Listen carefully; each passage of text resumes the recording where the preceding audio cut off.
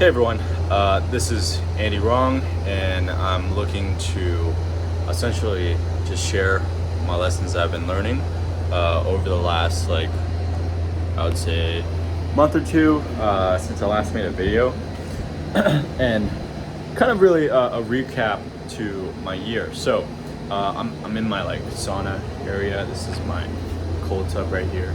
It's really nice. It's a really nice time for me to kind of relax and kind of decompress from the day. But I've learned quite a bit from the things I've been through over the last couple months, and I shared something with a friend. He asked me, what are your biggest takeaways from this year? And I thought for a minute, and I thought, what really are my biggest lessons of this year? And this year has been really interesting. I mean, very interesting. This year, I think I've learned more in this year than all my years of entrepreneurship, or really life in general. I learned a lot, and I think I've matured a lot. And I learned a lot about financial literacy. I've learned a lot about taxes. I've learned a lot about relationships, like business relationships, also like relationships as far as dating. I've learned a lot about business in general, like the fundamentals of business. I've learned a lot on. Let's just begin with business. So for business, the primary principle I learned this year was essentially you should get 100 people, 100 customers to truly love your product and service, and not focus on, things like, how do I scale this to 1,000? How do I scale this to 10,000 people? How do I scale this to 100,000 people? That doesn't actually matter, in the beginning at least. And it doesn't have to be 100, it can just be 10 people that really deeply love your service. Now, if we were to essentially visualize this, what it would look like is, if you drew out, if you pulled out a whiteboard and you were to try to visualize this, you look at, okay, you have your horizontal line, right? And that essentially shows, okay, this is the amount of people that love you, is your horizontal line. And then you have another line, which is, let's just say you were drawing a T, goes right under that line you just drew. This is essentially how deeply do your customers love you. And Paul Graham, which is a legendary software founder, essentially pretty much I think started SaaS. Actually, I think that was the founder of Salesforce.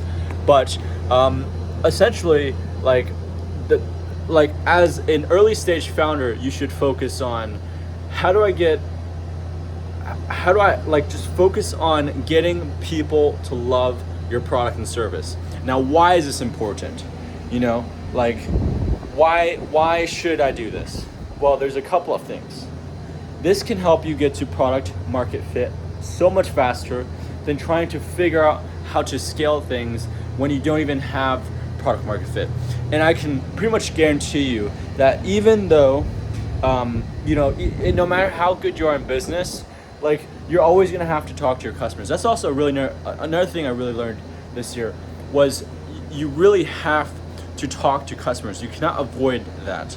What I see a lot of founders do, and a lot of people do, is that they avoid talking to their customers, which I think is that's literally the death of your business. You have to talk to your customers. You have to talk to at least 3 to 5 customers per day, and you have to really, in the beginning, another lesson is you have to do things that don't scale. What does that mean? What is doing things that don't scale mean? Okay, so let's take, for example, a lawn care service, okay? You have company A, they both serve the same avatar, they both more or less have the same service, which is cut lawns. Company A, let's say, is a huge corporation, they IPO'd, and I don't know any lawn care services they probably don't just do lawn care, they probably do many other fucking things. but let's just say lawn care, and they IPO'd, and they're this like huge, ginormous whale. And then you have you. You know, you're like this like guy that or gal that just has like a fucking lawnmower that's like worth a couple $100, and you barely know how to cut grass, and you don't have a sales team. Like, it's just you. You don't have a lot of money. You know, like, how the fuck is someone like you gonna actually compete with a whale like that? Well, how you compete with a whale like that is you do things that they cannot do, and you essentially think about what can I do that that company cannot do. So one of the examples here is like, okay, well, what I can do is I can go the distance to my customer. I can do things that other companies wouldn't do, such as, I don't know, after a lawn care service, you know, you do some extra thing, like you knew how to pressure wash, so you also do some pressure washing on their driveway, or you offer them, and it's like for free or something, or like, you know, after the service you leave them like a really nice note, or you know, you could like, I mean, you could, the way to brainstorm this, like, because I'm just like kind of going off the dome, is you can essentially think about what, you know, Brian Chesky, CEO of Airbnb, co-founders of Airbnb, he essentially talks about this concept or this exercise of thinking about doing things that don't scale. It's more so on engineering the customer's experience, which I'll get to in a little bit, is the 10-star experience. So like, how do you provide this amazingly great experience? So like, let's go run through this thought experiments. So a 5-star experience is what a customer expects. A lot of people, what they think a 5-star is a 5-star is essentially like really great service, which actually 5 stars is actually just what a customer expects. It's not what people think if you're going above and beyond. Going above and beyond is the customer was so impressed by the experience you provided that they literally had to go and email your company talking about how good your service was, and had to talk to like 20, 50, 70, 100 friends about your service because it was just so good. 5 stars is just bare minimum. Okay, like, you guys have to understand that anything less than 5 stars, they've had a bad experience. Okay, like, I mean, like, that's just the standard you have to do. I mean, you got to think about, like, if you're taking an Uber ride, right, and you know, giving 5 stars is just, well, the Uber, you know, got to the right place and arrived on time, and you know, it was the perfect temperature in the car, and everything was fine. Like, that's 5 stars. Like, I mean, there's just nothing that wrong that happened. It's just how it is. And then you have like, but then you think about, okay, what is like anything less than 5 stars? Well, anything less than 5 stars is, well, the Uber driver like didn't arrive on time, picked up at the wrong place. So I'd like tell them like, hey, you know, this is like the right place. You know, they took like 20 minutes to pick me up, you know, or they dropped me off at the wrong location, or it was really hot in the car and it was like also really hot outside, so they like used all the windows, like they put all the windows down to cool off the car. And that's just like one of the examples of how to get anything lower than 5 stars. And just a thought experiment here for people trying to, if they want to design, okay, let's just get to 5 stars at least. Well, instead of thinking how do I get to 5 stars, you can essentially just first think about what do I do that will definitely not give me 5 stars. Okay, you know, us humans are actually a lot better at finding problems than we are at finding solutions. So it's called, like, I think it's called inverse thinking or something like that. It's called inverse thinking, and you essentially, it's like I think Charlie Munger talks about it, and essentially it leverages like the human. I don't fucking know what I'm saying, but essentially humans are much better at finding problems than they are at finding solutions. So essentially think of the problem in reverse, and then you just do the opposite. So it's like, okay, well, if if the thing to do to not get a 5 stars is to like make sure like the car is like not temperature adjusted, then like, well, just do the opposite, which is make the car fucking temperature adjusted or whatnot. So that should get to 5 stars. Now, next thing is like, okay, here comes the actual thought experience of like doing things that don't scale and designing a really great customer experience. Okay, so so here's how I do it. You think about, okay, well, now let's have like a paradigm shift. How do I provide a 6-star experience? Okay, how do I provide a 6-star experience? So let's think about the Uber pickup. So a 6-star could be, this actually happened to me once, and I really did want to give it a 6-star, but essentially, if I was an Uber driver and I wanted to get a 6-star for my client or the person I'm picking up, or like a tip, I would, when I go to the location, I'd be like, hey, you know, I'm about to get there, you know, da da da da. Like I would text them beforehand, like, very nice to meet you, I'll be there in a bit. You know, I'd keep them very informed, like there's some traffic, you know, I'll just do that. That's it. I'll just keep them informed that I'm on the way. I know the app already tells you all that stuff, but this is just like, you know, just keeping them updated as far as like on the driver level.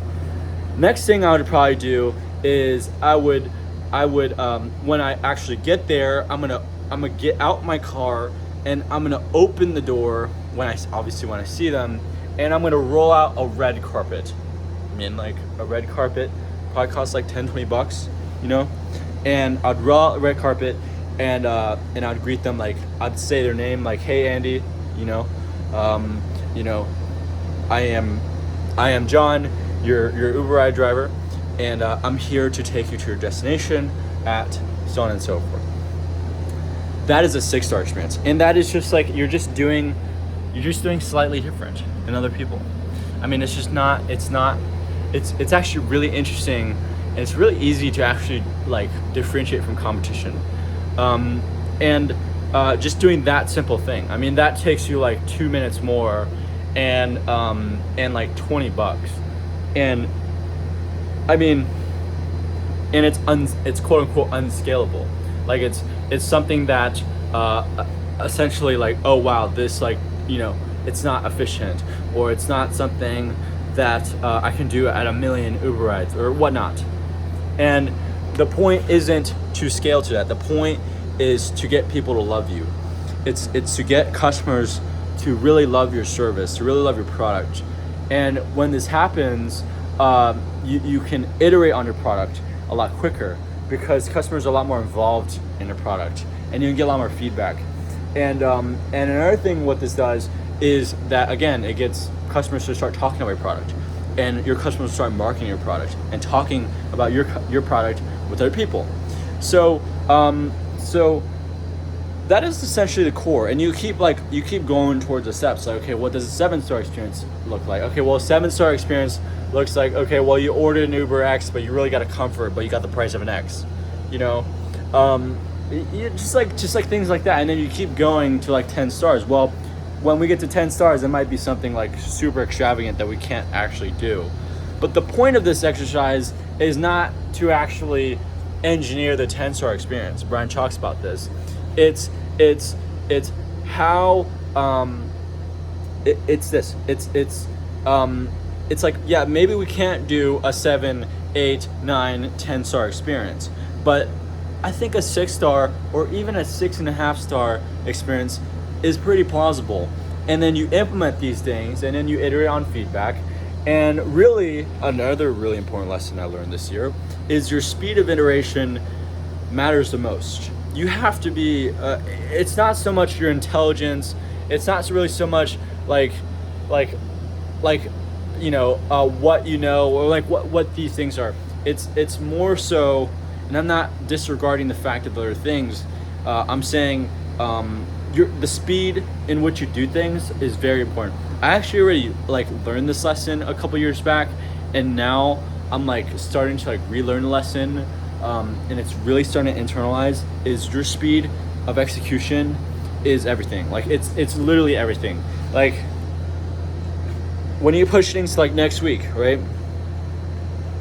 Compared to let's get this done by end of day. I mean, you're literally moving 7 times faster. And when you compound this to over like weeks and weeks and weeks, I mean, in like years, I mean, and your competition like continues to push things a week back, you're literally going to be years ahead. I mean, your competition, while they're thinking about the task, while they're like, you know, scheduling a meeting with like a bunch of dependent like other people, because it's like it's a bureaucracy, you know, and has a bunch of dependencies. You have already like made 3 mistakes. You've learned 3 ways that doesn't work, and then now you're on like your 4th, and you're like 7 times, if not more, ahead of them. It's not like linear actually. You're actually like so much ahead of them, because they just have like essentially instilled like procrastination, if that makes sense. So, I mean, I don't know if I can fit all my lessons in this video, but I think that was like probably the most impactful lesson I've learned this year, was to essentially, you need to do things that don't scale. You need to do things that don't scale. You need to do things that don't follow the normal rule book. And you can be controversial. You can be unorthodox. You can question everything. I mean, you don't have to follow a book. If you truly believe that a path that you're taking is right, you know, and obviously there is going to be doubt. Okay, there always will be doubt. I have doubt. Elon Musk has doubt. Everyone has doubt. And doubt is good, but it can also be deadly if you let it control you. So on those times where you're going against the masses, you're even going against your mentor, you're going against what people normally would say are wrong. These paths are very risky. You as an entrepreneur, you are by definition a risk taker. You must take these risks. But there's obviously some things that you shouldn't reinvent. But there's a lot of things you can reinvent, and you can essentially say, really anything can be reinvented. When you're being presented essentially A or B options, you can choose C. Like, you don't have to choose A or B. Like, we've been taught all our lives in school, like, okay, pick A or B from this, fucking question. Man, this gives me like huge PTSD. But it's essentially like you only have like you can only pick from the options in front of you. And the thing about life, and especially the thing about entrepreneurship, is you can create your own paths. You can create your own solutions. I mean, it's like literally part of being an entrepreneur is you're here to create things. I mean, you have to be creative. And a lot of the entrepreneurs I know, they don't follow A or B. They're like, no. We can make a C, D, E, F, G. We can make any option we want. We don't have to pick from this plug and play thing. Like, we don't have to follow this. We can take it as inspiration, and we can. It's not like, okay, we have to create a new option. Again, like, you can do everything in an unorthodox manner. You don't actually have to follow, the options that you're just presented. You can create your own reality, essentially. So that's also another thing I learned. I think that's called divergent thinking. Is you can essentially, I actually don't think it's called divergent thinking, but pretty much you understand the point. Next thing I've learned this year is the next thing I learned this year was essentially, I mean, this falls into kind of the thing I was talking about earlier, but you have to do things. You have to eat all of your customers' complexity. So, for example, okay, this is a really important lesson. So, like, pay close attention. Let's say, for example, you have like e-commerce, and let's say more specifically, like what people get, like where people think an e-commerce is, they usually go to drop shipping, okay?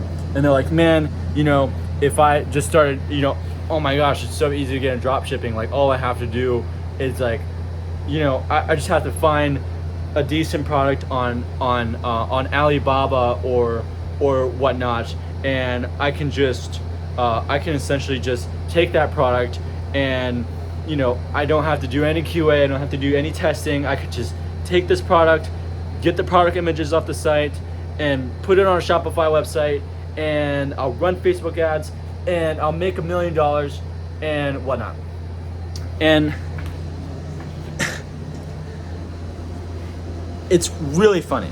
It's really, really funny. And here's why that's funny. Is there's this kind of like fundamental law, okay? And this law is essentially, if you want it easy for your customers, which is at the end of the day what you want, because your customers are the most important people in your business, is you want to make, again, the goal is to make a great customer experience. And essentially what we say is we have to make it easy for the customer. Well, you can't have it easy for the customer and then have it easy for you to design that experience. Like, it's either going to be hard for you to engineer it, or it's going to be hard for the customer. Someone has to eat the complexity. Like it's essentially like Newton's law. I think it's Newton's law, is like, energy cannot be created nor destroyed. Like it can only be transferred. So like these things have to be eaten by someone. It's either by your customer or by you. And I don't know about you, but as a business owner, you have to eat all of that complexity. So when you're doing drop shipping, it's really easy for the business owner, but it's really hard for the customer because, okay, let's think about the thousands of different things that can go wrong when you're drop shipping on the customer facing side. Well, there may not be proper tracking on where the fuck my package is. And it may take months to receive my package. When I get my package, it may come all damaged. And number 4 is like the brand I bought it from is actually not even branded on this. So like this is like a gray label. And I kind of actually forget that I bought this. So it's like, like at the time I needed this, now I didn't. So like that's also part of like the shipping time problem. And then number 5 is like, okay, like the product quality sucks. And then like there's like so many things that affects the customer experience. Okay, especially if you're in B2C, the customer experience is like the most crucial thing ever. So I gave you that example there. Now I'm gonna give you an example of how would it look like if we were to make the customer's life a lot easier. Well, I actually wouldn't do drop shipping. I would actually go and design my products. I would control the manufacturing process.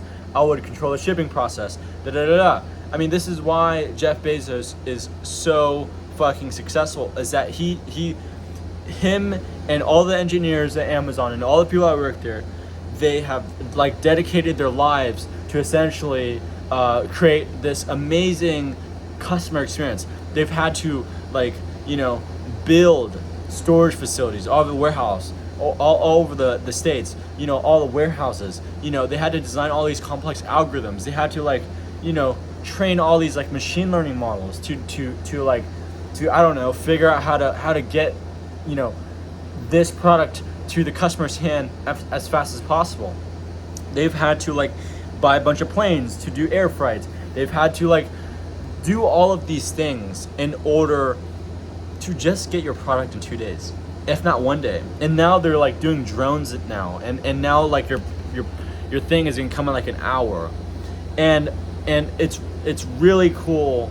It's really interesting how they do this, and obviously when you're starting out, it's like, well, how the fuck am I gonna compete against that? And that's also one of the things is if you really want to create a big business, you have to think in the sense of a monopoly. I mean, you have to think about how do I essentially, for now, control a really big piece of a small pie. I mean, that's the goal. It is how do I compete in a field where I can really where I can take a really big piece of a really small pie, and then from there you expand markets, because I mean, just being very honest, I don't think anyone will ever compete with Amazon as far as e-commerce. I mean, they have essentially created a monopoly. There's no better place to buy than Amazon, and they just win at that part. and that's part of that's like the main benefit of becoming a monopoly, is that like they control literally everything. I mean, mostly everything in e-commerce, and they're not going to get like the full pie of everything, but I mean, it looks like they're getting there.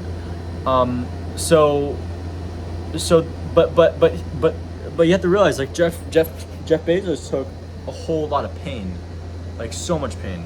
I mean, like decades, I think decades, or at least 10 years of pain, and if not like the hundreds of thousands of other people that have like worked ridiculous amount of hours to make sure that you get your package in under 2 days, like,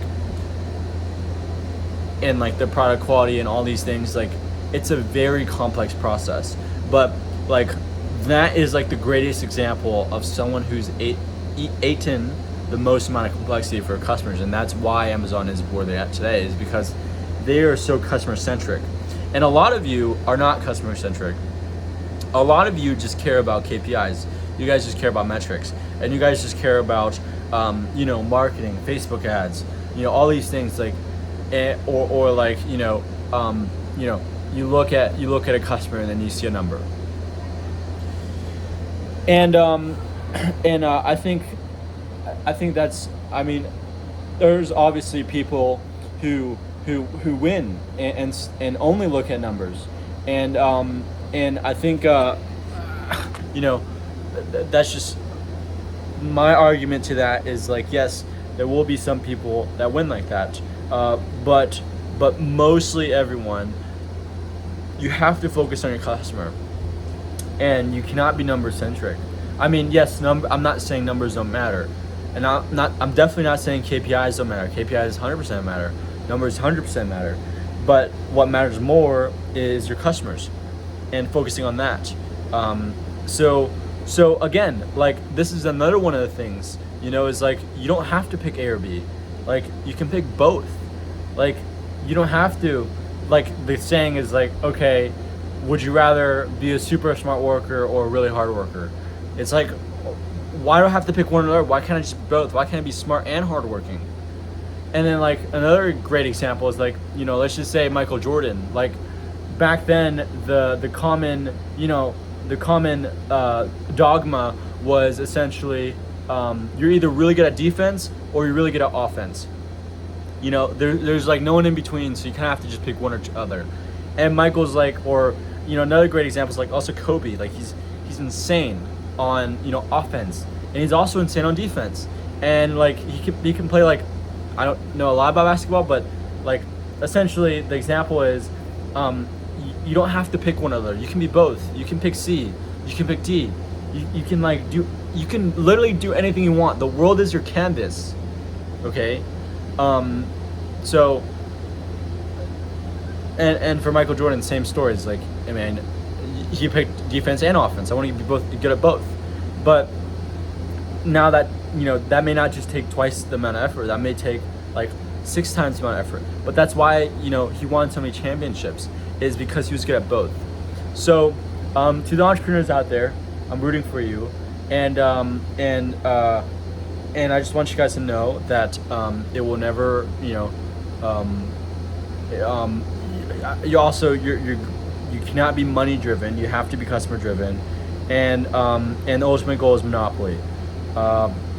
If you want to build like a big business, you can actually like not follow everything I've said and still build $1 million business. But my goal right now, my path is to hopefully one day be able to make a big enough impact on the wholesaling industry that buyers will essentially start respecting wholesalers again, and maybe we will become a $500 million business one day. That's pretty much the goal, is to become a $500 million business. But I mean, that's not really like a really motivating factor for me, to be honest. Really motivating factor to me is to become a monopoly, and to serve our mission the best, and to cut out all the noise in the industry, and to really revolutionize all the processes right now. And so very simply, it's to help wholesalers sell their deals faster using AI, and keep their relationships healthier at scale with their buyers. And that is the mission, and that's what I'm currently on. I'll see you guys in my next video. Bye.